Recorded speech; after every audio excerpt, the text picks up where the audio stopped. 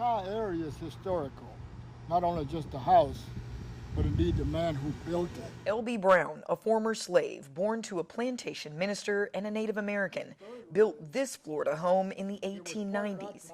It cost him hundreds of dollars. This is a remnant of the blueprint that L.B. Brown drew up as part of the roof plan. Brown was born in 1856. Access to reading and writing was limited, and there weren't many options for newly freed slaves to become completely independent.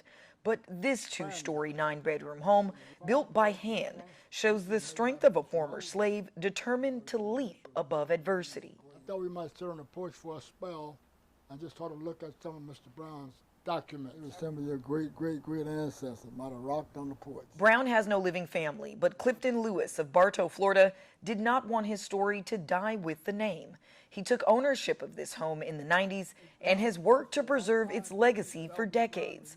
Lewis says Brown wore many hats, but his most lucrative was building living spaces for the black community. In 1894, this is a sample of a contract that L.B. Brown drew up with a fellow named Ben Knight. This was in 1894. It says Ben Knight in account with L.B. Brown. There are two clauses to this contract, clause number 1, clause number 2. In clause number 1, and I'll read just the upper portion, Brown says, it is agreed that L.B. Brown shall let Ben Knight have one lot, number 6, and one house, as to be used for renting at $5 per month. So you get an idea, a sense of what the rental for a 3-bedroom, total of 6-room house, rented for in the 1890s. This was 1894, $5 a month.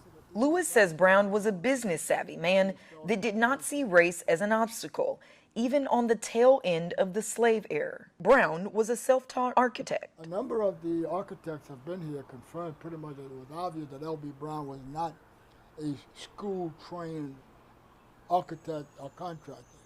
The way he put things together, he sort of made it work. It was logical. This is the way to join these two pieces of wood. This get-it-done mentality made Mr. Brown the richest man of color in Bartow, Florida in the late 1800s. When the house was air-conditioned, we had to cut out a section of floor joist. This is L.B. Brown's floor joist. This is what would be used today. You see the comparison in size? This is the original, this is today's joist. That's why the house is so sound. He used tough wood. Original fixtures, furniture, and even the sweet sound of music still lives in the L.B. Brown home. This is an old Victrola. You crank it up, the equivalent of putting batteries in it, and then of course you put the needle on the record, you take the brakes off, kind of give it a little start.